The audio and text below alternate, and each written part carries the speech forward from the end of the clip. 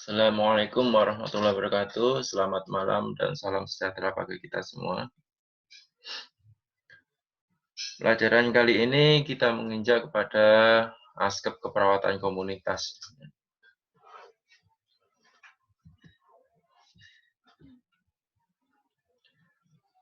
Sebelumnya kita pahami dulu konsep keperawatan komunitas. Kalau kita lihat dari komunitas itu adalah sekelompok. Ya. Sekelompok apa? Sekelompok individu yang berkumpul. Ya. Menjadi sebuah sosial karena ada interaksi di dalamnya. Dan komunitas ini biasanya dibatasi oleh beberapa wilayah, misalkan komunitas Kabupaten Kediri, komunitas Kota Kediri, komunitas Malang. Dibatasi dari wilayah-wilayah. Dan di dalam tersebut ada nilai-nilai keyakinan. Ya, itu merupakan komunitas.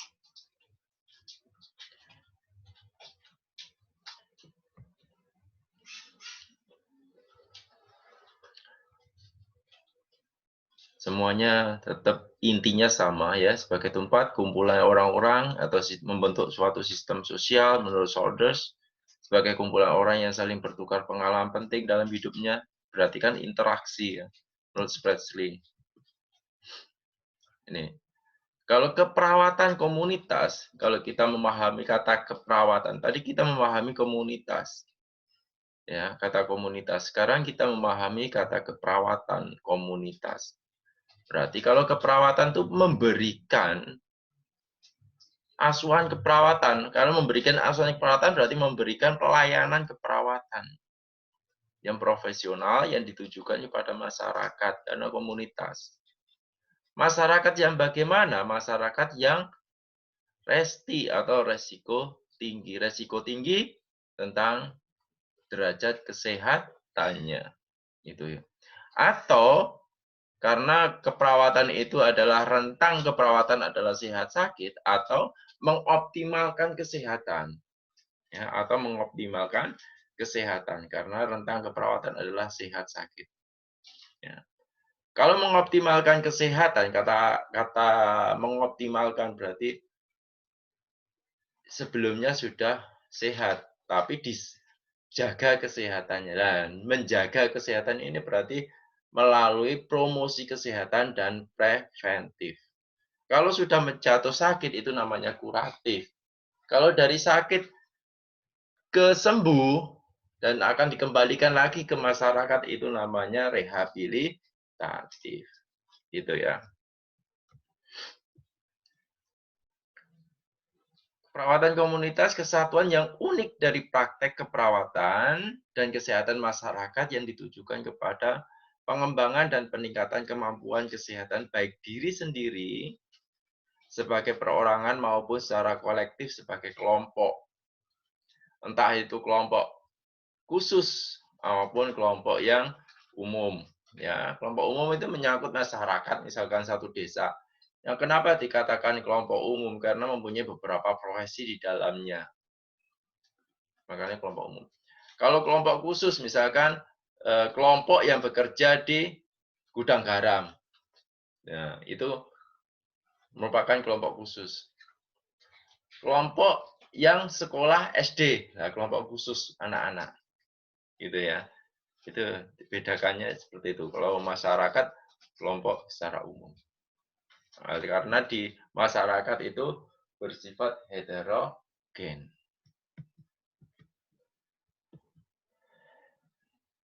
Ini asuhan keperawatan komunitas.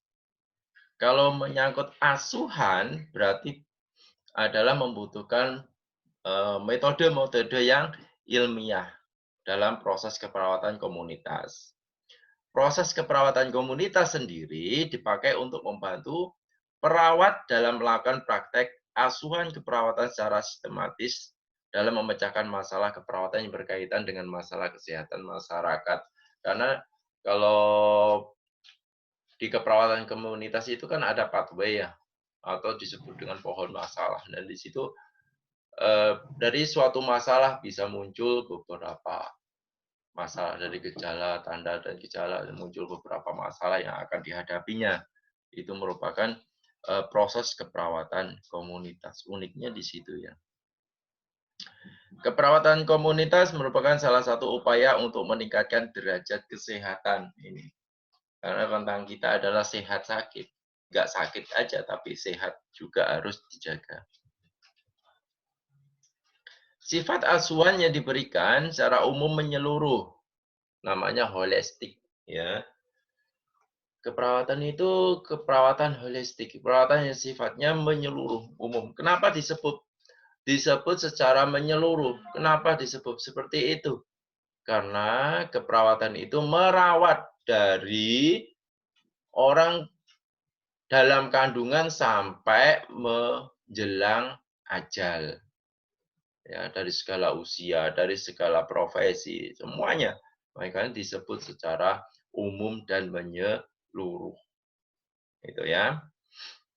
Nah, fokus pada asuhan keperawatan komunitas itu juga seperti itu, ya.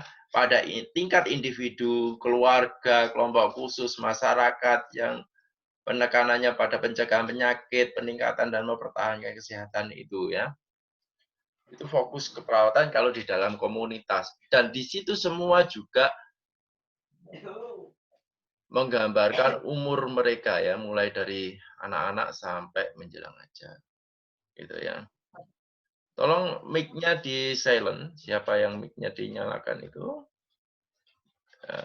Ferdinandus Mane. Nah, kalau video nggak apa-apa kamu nyalakan, tapi kalau mix tolong dimatikan aja, di off.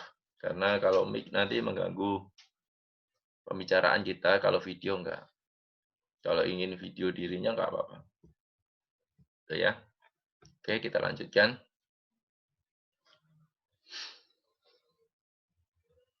Jadi, ruang lingkup kita itu sangatlah besar ya. Individu, keluarga, kelompok khusus, masyarakat, dan semuanya.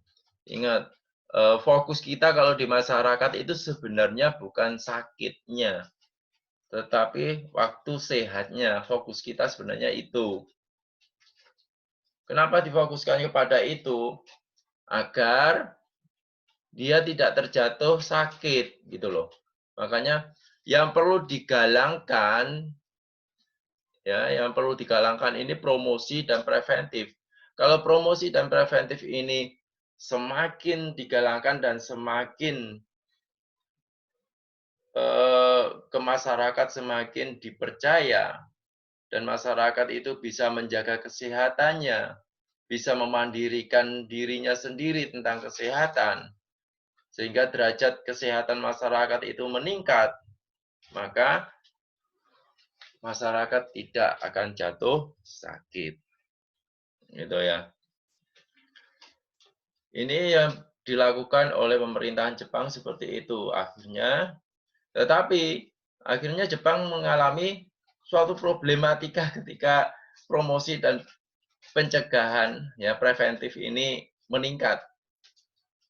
Malah menimbulkan masalah lagi ya, buat negara. Ya.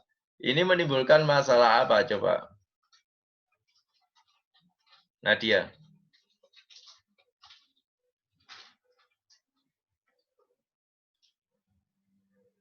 Nadia.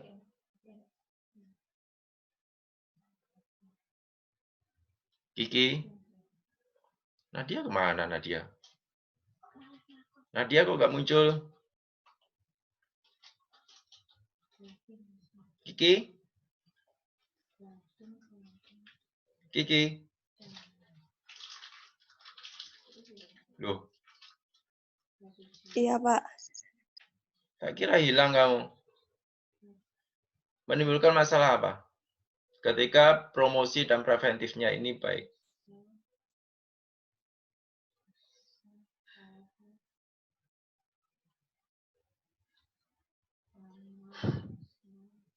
Loh, kok nggak jawab? Ferdinandus.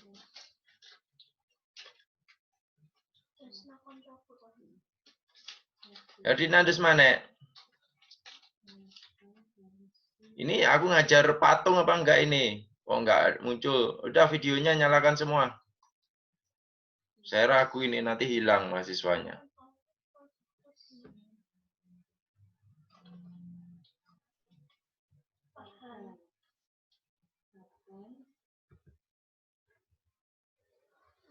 Ayo, nyalakan semua videonya.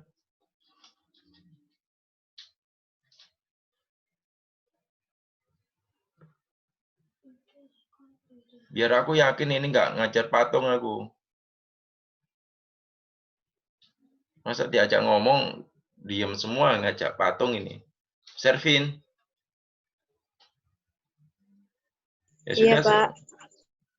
Kalau patung, aku tutup ini. Nggak jadi ngajar nanti aku.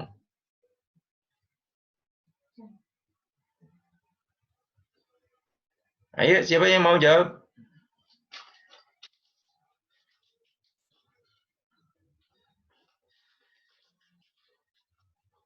Dia hilang nih. Absen doang ini. Nadia.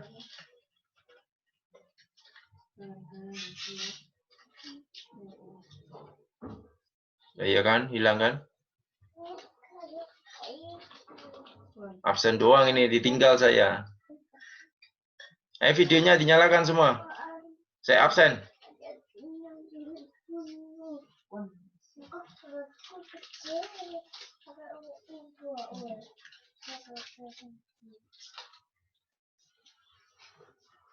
Oke, Kiki ada.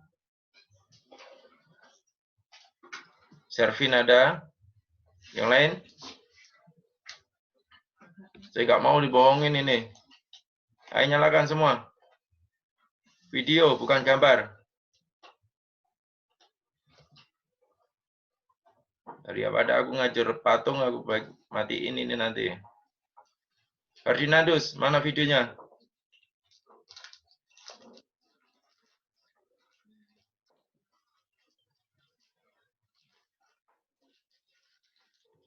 Ferdinandus.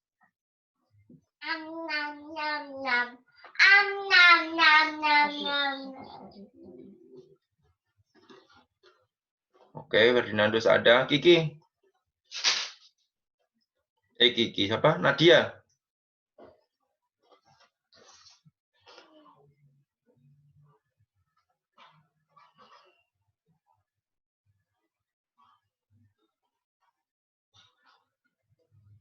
Waduh, ada yang patung ini satu, ini Nadia ini.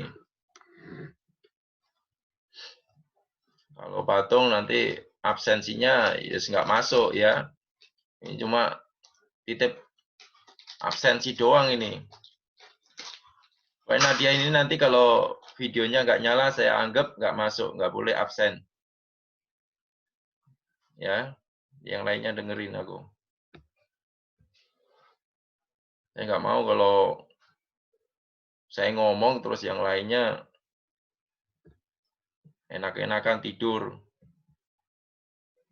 Kita lanjutkan.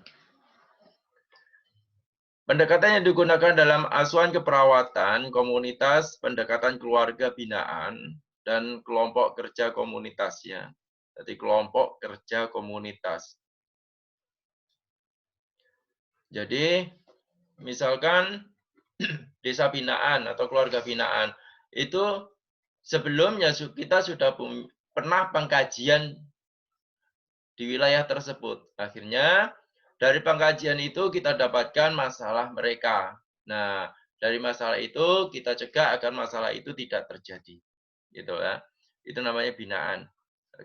Kelompok kerja komunitas, kelompok-kelompok tertentu yang mempunyai tingkat resiko.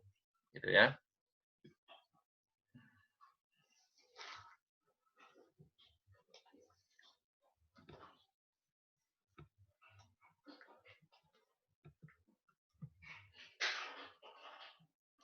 Maaf Pak, sinyalnya jelek, H+ di sini. Jadi Oh, gitu. Ya. Harus kelihatan ya. Sifat asuhan yang diberikan umum dan menyeluruh. Jadi sifat asuhan yang diberikan ini ya. Karena yang tadi, perawat adalah bersifat holistik, gitu ya. Fokus dari asuhan keperawatan komunitas, yang tadi itu individu, keluarga, kelompok khusus masyarakat, dengan penekanan pada pencegahan penyakit, peningkatan, dan mempertahankan kesehatan. Itu adalah fokus kita. Dari fokus kita adalah promosi dan preventif, ya. Nah, kalau promosi dan preventif ini tinggi, berarti tingkat kesehatannya tinggi. Kalau tingkat kesehatannya tinggi, berarti masalah yang timbul apa? Mas, tingkat kesehatan yang tinggi berarti yang sakit sedikit. Ya, tapi terjadi masalah. Masalahnya apa?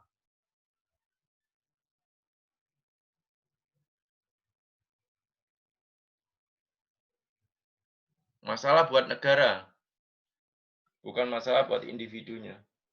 Oh, karena rumah sakit tidak ada pemasukan. Salah.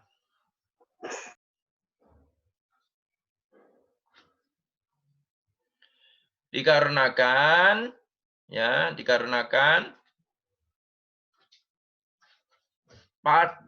para lansia akan naik jumlahnya.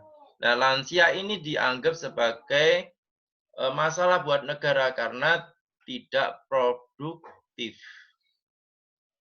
Gitu. Makanya yang di Jepang itu kan tingkat umurnya panjang, terus lansianya banyak sekali di Jepang.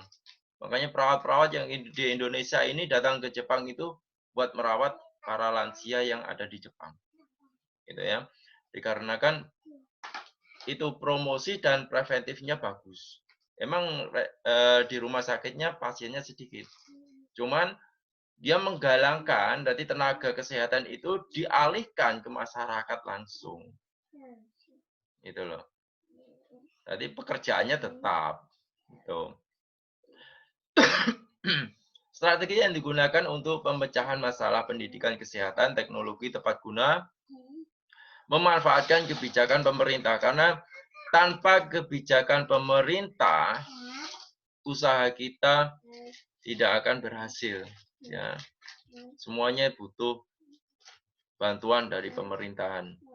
Ini ada tujuan keperawatan komunitas, pencegahan dan peningkatan kesehatan melalui pelayanan keperawatan langsung terhadap individu, kelompok, ya, dalam konteks komunitas. Ingat, dalam konteks komunitas. Nanti kalian akan saya terjunkan ke dalam komunitas. Nah, di situ, ketika saya terjunkan di dalam komunitas, kalian mempunyai tugas yaitu pengkajian. Mengkaji sampai membuat asuhan keperawatan sampai dengan evaluasi. Itu tugas kalian ketika kami terjunkan di dalam komunitas. Gitu ya. Semoga era COVID ini cepat selesai sehingga saya bisa mempraktekkan kalian. Sasarannya, keperawatan komunitas seluruh masyarakat termasuk individu, keluarga, dan kelompok beresiko tinggi. Itu sasaran yang paling utama. Nah, sasaran yang selanjutnya adalah kelompok-kelompok yang sehat. Di mana untuk kelompok yang sehat, tugas kalian adalah promosi dan preventif. Ya, sedangkan menurut Anderson pada tahun 1988 sasaran keperawatan komunitas terdiri dari 3 tingkat, individu, kelompok, dan komunitas. Nah, ada 3 tingkat itu. Karena ketika individu itu terjadi masalah, maka keluarga akan mengalami suatu perubahan struktural atau perubahan masalah di dalamnya. Nah, kalau keluarga ini menjadi sub dari komunitas, maka keluarga ini juga dapat mempengaruhi komunitas yang ada. Tuh. Tingkat individu, perawat memberikan asuhan keperawatan ya kepada individu yang mempunyai masalah kesehatan tertentu dijumpai di poliklinik, puskesmas dengan sasaran dan pusat perhatian pada masalah kesehatan, pemecahan masalah kesehatan. Pada intinya semuanya ini adalah tujuan kamu adalah meningkatkan derajat kesehatannya dia. Ya, entah itu di tingkat individu, entah itu di tingkat keluarga maupun di tingkat komunitas, gitu ya. Ini ya sama aja. Cuman dalam asuhan keperawatannya berbeda-beda ya pada tingkat individu, keluarga, dan komunitas. Makanya ada askep klinik. Kalau askep klinik itu pada tingkat individu. Kalau askep keluarga pada tingkat keluarga, askep komunitas pada tingkat komunitas. Nah, itu asuhan keperawatannya berbeda-beda. Prinsip keperawatan komunitas yang harus menjadi prinsip dalam melaksanakan keperawatan komunitas haruslah mempertimbangkan yang pertama kemanfaatan. Intervensi yang dilakukan harus memberikan manfaat sebesar-besarnya bagi komunitas. Artinya ada keseimbangan antara manfaat dan kerugian. Itu ya. Jadi itu kemanfaatannya. Ketika Anda memberikan asuhan keperawatan di dalam komunitas, kalian harus tahu ya. Harus tahu seberapa besar manfaat kamu, seberapa besar kerugiannya. Itu. Karena semua yang kamu ambil keputusan di dalam komunitas itu harus memberikan manfaat yang berarti di dalam komunitas tersebut. Karena kadang kebijakan kita yang kita ambil malah merugikan komunitas tersebut. Gitu. Makanya kan ketika kita memberikan kebijakan dalam komunitas, kita harus meminta persetujuan di dalam komunitas tersebut agar pemanfaatannya lebih baik daripada kerugiannya.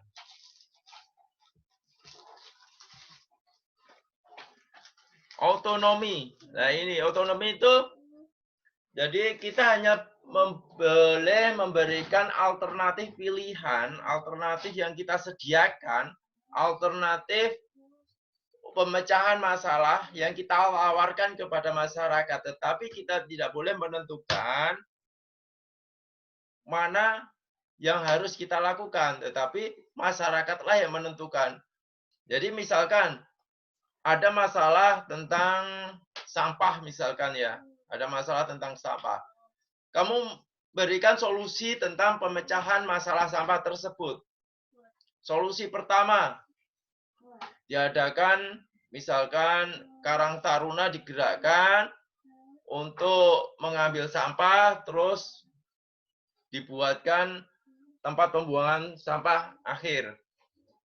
Solusi yang kedua, sampah tersebut diolah oleh Karang Taruna menjadi sesuatu yang dapat digunakan kembali. Nah, solusi-solusi yang banyak kamu berikan ke masyarakat dan masyarakat biar memilih solusi mana yang akan dipilih. Itu maksudnya otonomi. Ya. Keadilan, melakukan upaya tindakan sesuai dengan kemampuan kapasitas masyarakat. Dengan otonomi, masyarakat tahu bahwa dia mampunya melakukan yang apa, yang bagaimana. Itu. Ya. Falsafah keperawatan komunitas merupakan pelayanan yang memberikan perhatian terhadap pengaruh lingkungan baik bio, psiko, sosio, kultural, spiritual terhadap kesehatan komunitas. Jadi kesehatan komunitas ini mencakup semuanya ya, baik itu biologisnya, psikologisnya. Karena sekarang ini banyaknya kasus-kasus psikologi ya, terutama ada orang dengan gangguan kejiwaan. Nah, dan masalah kejiwaan. Nah, dari masalah-masalah psikologi yang terjadi inilah sumber kekacauan bagi masyarakat pada nantinya. Tingkat kejiwaannya seperti apa? Gitu. Bisakah mereka memecahkan masalah tersebut? Gitu ya. Terus ada falsafah yang melandasi keperawatan komunitas mengacu pada falsafah atau paradigma keperawatan secara umum. Kalau kita bilang tentang paradigma keperawatan, berarti kita harus menjunjung tinggi pembangunan kesehatan karena di mana paradigma tersebut ada 4 komponen dasar yaitu manusia, kesehatan, lingkungan, dan keperawatan. Ini yang saling berhubungan di dalam paradigma tersebut. Ya. Manusia itu adalah rentang sehat dan sakit. Maka kesehatan manusia itu dibutuhkan. Terus lingkungan ini dapat mempengaruhi kedua-duanya tentang kesehatan dan manusianya. Kalau lingkungannya bersih, orangnya sehat. Kalau lingkungannya kotor, orangnya mengalami gangguan dan lain sebagainya. Nah, keperawatan dibutuhkan ketika terjadi masalah di antara ketiganya tersebut. Ya, walaupun tidak terjadi masalah, keperawatan ini dibutuhkan selalu. Untuk kalau tidak terjadi masalah, keperawatan dibutuhkan untuk menjaga kesehatannya. Kalau terjadi masalah, keperawatan dibutuhkan untuk membereskan masalah tersebut sehingga masyarakat menjadi sehat kembali. Ini ada paradigmanya ya. Nah, dari 4 komponen ini yang saya sebutkan yang tadi itu ya, komunitas dengan kelompok, komunitas dengan keluarga sebagai unit yang paling dasar ya, karena sub keluarga itu merupakan bagian terkecil dari komunitas. Kalau individu bagian terkecil dari keluarga, itu ya. Nah, paradigma ini saling mempengaruhi semuanya. Jadi ingat, kalau kita ada soal paradigma keperawatan komunitas, 4 elemen dasar.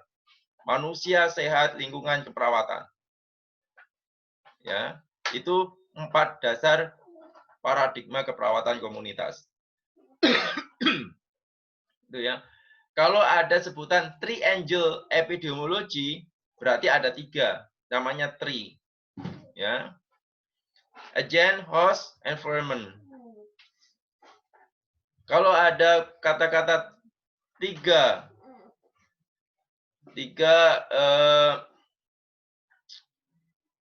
rentang sehat sakit, berarti ada 3, tempat, waktu, ya, tempat termasuk tempat, waktu, dan lingkungan. Itu ya. Jadi bermacam-macam.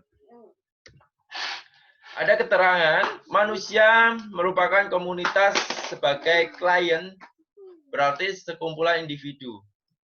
Ini ya. Berada pada lokasi batas geografis tertentu memiliki nilai keyakinan dan minat yang relatif sama. Kalau di tempat tertentu itu biasanya ya mempunyai keyakinan dan nilai yang sama normanya. Ya, biasanya seperti itu.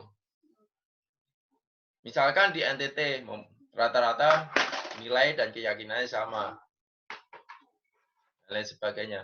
Tetapi tidak menutup kemungkinan nilai dan keyakinan ini berbeda. Tetapi mereka ketika bersatu, misalkan orang NTT, NTB ke daerah Jawa, mereka berusaha untuk menjadi sama dengan orang Jawa. Karena wilayah itulah yang akan menuntut dia agar menjadi sama. Ya. Itu makanya Indonesia ini bermacam-macam ras, suku, bangsa, dan lain sebagainya. Tetapi keinginan Indonesia adalah menjadi sama. Gitu ya. Kesehatan, suatu kondisi terbebasnya dari gangguan pemenuhan kebutuhan dasar klien atau komunitas. Kalau lingkungan ini ada 2 kategori, yaitu faktor internal dan eksternal. Kalau internal itu di dalam diri kita sendiri, kalau eksternal itu di luar diri kita. Kalau di luar diri kita itu ya lingkungan kita ada budaya, ada keagamaan, ya macam-macam. Terus keperawatan intervensi yang bertujuan untuk menekan stresor atau meningkatkan kemampuan klien atau komunitas menghadapi stresor melalui upaya pencegahan primer, sekunder, dan tersier.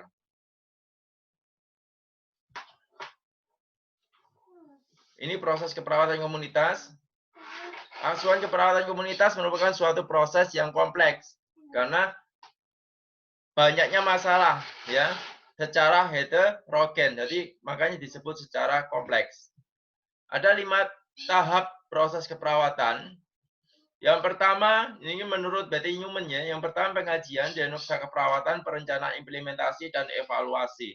Pengkajian kita mencari data, gambaran tentang keadaan, berarti data deskriptif yang kita cari di dalam pengkajian. Nah, data ini bisa data aktif maupun pasif. Kalau data aktif itu kita sendiri yang mencari terjun. Mencari sendiri terjun itu namanya data aktif. Kalau data pasif itu kita mendapatkan data tersebut dari Puskesmas, dari kepala desa dan lain sebagainya. Data yang sudah ada itu namanya data pasif. Terus ada diagnosa keperawatan. Nanti saya ajarin caranya membuat diagnosa keperawatan komunitas, gitu ya. Ada perencanaan, jadi setelah kita menemukan diagnosa keperawatan, kita membuat perencanaan, kita melaksanakannya dan kita evaluasi. Seberapa berhasilnya kita melakukan upaya tersebut. Ini pengkajiannya. Nah, ya. Jadi pengkajian ini adalah gambaran. Ya. Gambaran itu berarti kita mengidentifikasi faktor-faktor. Entah itu faktornya baik, entah itu faktornya kurang baik atau negatif. Gitu ya. Karena kita mencari data atau mengidentifikasi. Itu dalam pengajian. Dalam pengkajian kita bisa menggunakan beberapa metode. Yang pertama interview, kita omongan langsung. Observasi partisipasi, kita mengamati keadaan di masyarakat tersebut. Analisa data sekunder, kita mengamati data-data yang sudah ada. Ini data yang pasif. Kalau analisa data sekunder ini data-data pasif. Atau kita bisa menggunakan website survei. Ya, kita langsung terjun mensurvei. Itu ya. Atau survei struktur, terstruktur. Tadi survei yang dilakukan secara struktur. Ya, terstruktur, datang, terus dilihat lagi, gitu, terstruktur. Terus kita bisa menggunakan angket seperti kuesioner, ya. Ada data subjektif, data yang diperoleh dari keluhan atau masalah yang dirasakan oleh individu, keluarga maupun kelompok. Itu subjektif. Kalau objektif dari kita, ya. Kalau subjektif itu data dari masyarakat, keluarga maupun individu, kalau objektif dari kita, pengamatan kita. Itu namanya data objektif. Terus ada pengkajian data dasar ini mengkaji inti komunitas. Ya, inti dari komunitas sendiri. Ini dilakukan dengan singkat mengenai data penduduk sebagai struktur inti. Jadi di data penduduk tersebut kita bisa melihat riwayat kesehatan yang ada, ya. Entah itu resiko penyakit, ya. Entah itu paparannya yang ada di situ, terus tempatnya di mana, lamanya seperti apa, upaya yang sudah dilakukan oleh masyarakat seperti apa, program yang ada seperti apa. Jadi kita lihat semuanya. Program itu berhasil apa enggak, dilakukan apa enggak. Kita evaluasi semuanya, ya. Terus konsep diri, bagaimana persepsi anggota terhadap kelompok masyarakat itu sendiri. Jadi dia mempersepsikan dari program-program yang sudah ada itu seperti apa keberhasilannya. Atau bahkan ternyata Puskesmas belum mengadakan program terhadap masalah tersebut. Lah, berarti itu tugas kamu membuat programnya. Ya. Kalau pengkajian juga ada kultur. Ini adalah merupakan suatu tradisi. Karena di mana kultur tersebut juga bisa mengartikan bagaimana sehat sakit tersebut. Kadang kan kalau sakit, oh ini karena iblis, oh ini karena setan dan lain sebagainya. Maka kultur itu kadang juga bermain di dalam situ. Ya. Support ini adalah dukungan. Dukungan ini sangat penting karena kita bergerak tanpa dukungan pemerintahan, kita bergerak tanpa dukungan kesehatan yang lain, ya, profesi-profesi yang lain, kita kurang kuat, ya. Makanya support itu penting. Biasanya tokoh masyarakat kalau berada di masyarakat. Statistik. Jadi statistik ini dari data pengkajian kita dapatkan statistika. Entah usianya berapa, jenis kelaminnya apa, tingkat pendidikannya bagaimana. Ini semuanya didapatkan dari hasil pengkajian yang kita lakukan. Jadi statistiknya akan berbunyi. Nah, ini ya. Misalnya website survei, kita observasi sekilas. Jadi riset survei ini memang survei yang kurang mendalam karena hanya melihat sekilas-sekilas saja tentang wilayah-wilayah tertentu, ya. Sehingga hasil analisa dari data-data tersebut dijadikan bahan untuk diskusi mini. Dengan siapa? Dengan masyarakat. Nah, itu disebut dengan MMD. Biasanya MMD 1. Ya. Kalau saya tugaskan ke masyarakat, saya bilang, adakan MMD 1, ya ini. Ya. Musyawarah Masyarakat Desa, MMD. Nah, MMD itu ada MMD 1, ada MMD 2. Ya. Ini data pengkajian. Data masyarakat. Sebelumnya saya ingatkan sebelum menginjak ini, saya matikan dulu, nanti silakan bergabung lagi karena waktunya habis. Sedangkan materi kita kurang sedikit. Gitu ya, paham ya? Paham? Paham, Pak. Oke.